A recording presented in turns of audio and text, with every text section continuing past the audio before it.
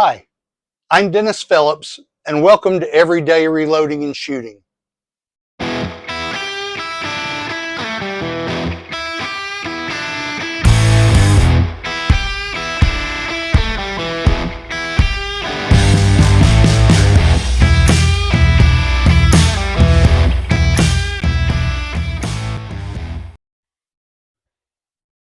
Alright, welcome back to the channel. Today we're going to be shooting a 55 grain Hornady VMAX bullet, which is a flat base bullet with a ballistic tip. We'll also be shooting Tikka T3X N540 powder with charge weights from 25.5 grains to 27.5 grains. This will produce velocities from 3,035 feet per second to 3,281 feet per second. These should be flying pretty fast, and we've got half grain steps in between each charge weight. So we're going to send these down and see how they perform. So as always, you're welcome to enjoy the music while I fast forward through my shooting, or you can skip forward to the results that follow. Shooting at 100 yards.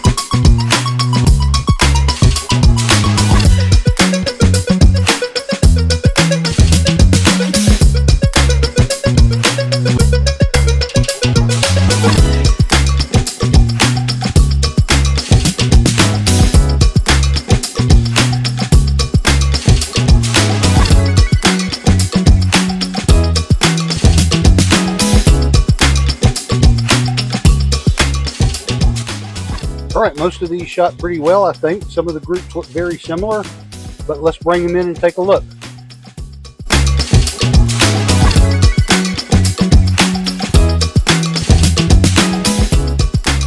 Alright, this was my barrel warming group. I didn't see any need to adjust the scope after that. This one is shooting pretty much on center. As I increase the charge weight, it begins to look like it's shooting a little higher and a little more to the right. I had a flyer here, but I imagine that's going to be a pretty tight mean radius. Still shooting a little bit further to the right, increasing the charge weight, increasing the velocity, shooting a little bit higher and a little bit further to the right. And I'm not sure if that's going to be my best group or this one right here. That one's pretty tight too. So anyway, we will take these home and measure them with the Hornady Ballistics app, and we will see how we did. Stay tuned. All right, so here are my results from the range. We're shooting Tikka T3X N540 powder and a 55 grain VMAX bullet by Hornady, and we're shooting at 100 yards, and we have charge weights from 25.5 grains to 27.5 grains. We're shooting velocities from 3,035 feet per second to 3,281 feet per second based on the published rate shown in the Hornady manual. On each of these, in the upper right-hand corner of your screen, I'm going to show you a screenshot from the Hornady Ballistics app where we measured these with the group analysis function. And in the lower left-hand corner of the screen, I'm going to show you a close-up of the actual target with my markings on it. The red cross that you see here represents the average point of impact. I've deliberately set my scope so that we're shooting high so as to not destroy the point of aim.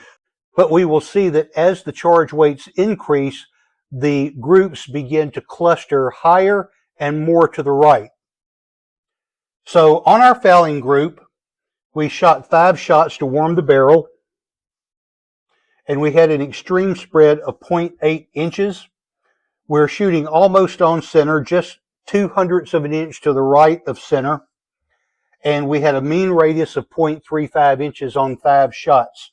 I saw no reason to adjust the scope because it was shooting pretty well. And one of the things that I'm also looking at on these is the area that those shots cover. You multiply the width times the height. In this case, it's 0.72 times 0.72, a perfect square, and that gives you an area of 0.52 inches. So all 5 of these shots covered an area just over a ½ inch square.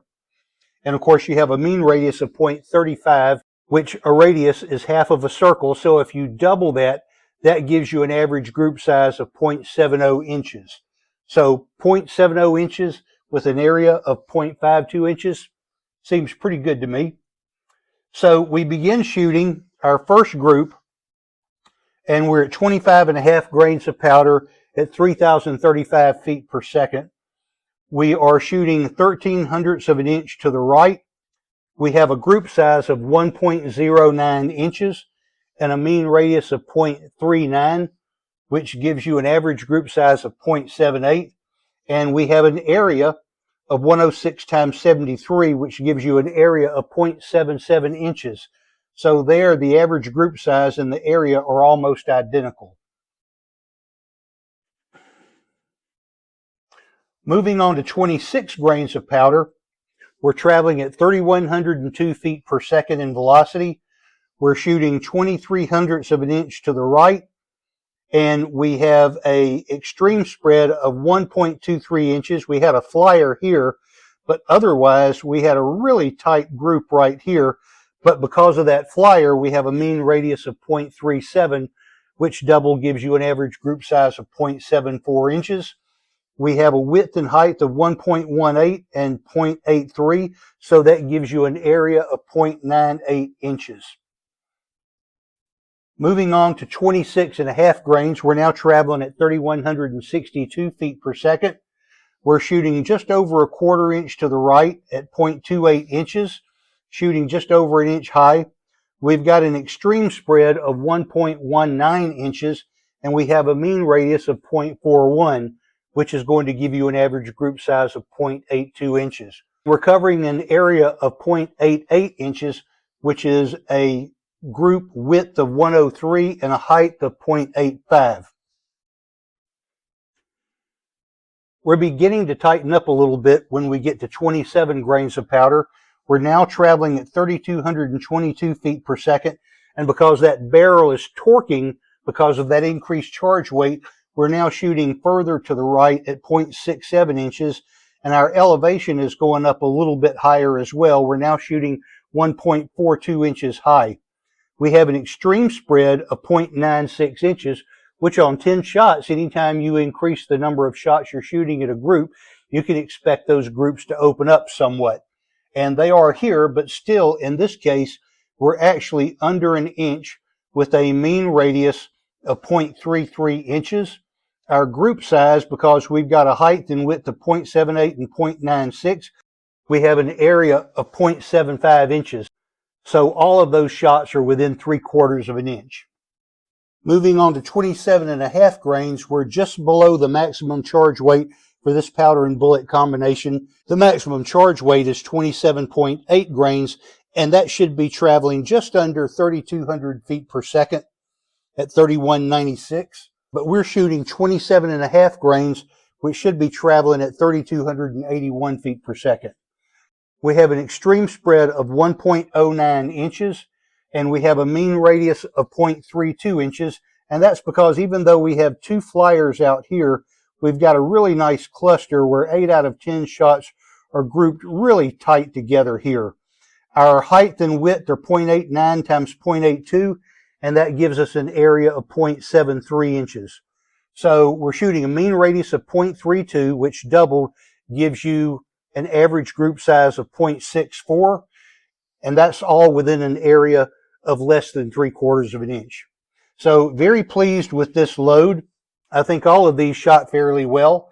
but that fifth shot at the near maximum charge weight of 27.5 grains actually performed the best for us. I posted this photo on one of the reloading forums where I'm a member, and another member made an interesting comment. If you look at the charge weights at 25.5 grains and 27 grains, you'll see that the shots string horizontally, which indicates a good velocity node right there and an area where I should probably develop more. So I will probably go back and develop on either side of that 27 grains of powder. I think if you want to try this 55VMAX bullet with the N540 powder, I think you'll be very pleased. As always, consult your manual and never exceed the recommended charge weights for any load. So these are my results. I hope you find this information helpful. If you have any ideas, thoughts, suggestions, or questions, please leave those in the comments below. I try to interact with everybody that comments. I hope you will like, share, and subscribe. And as always, thanks for watching.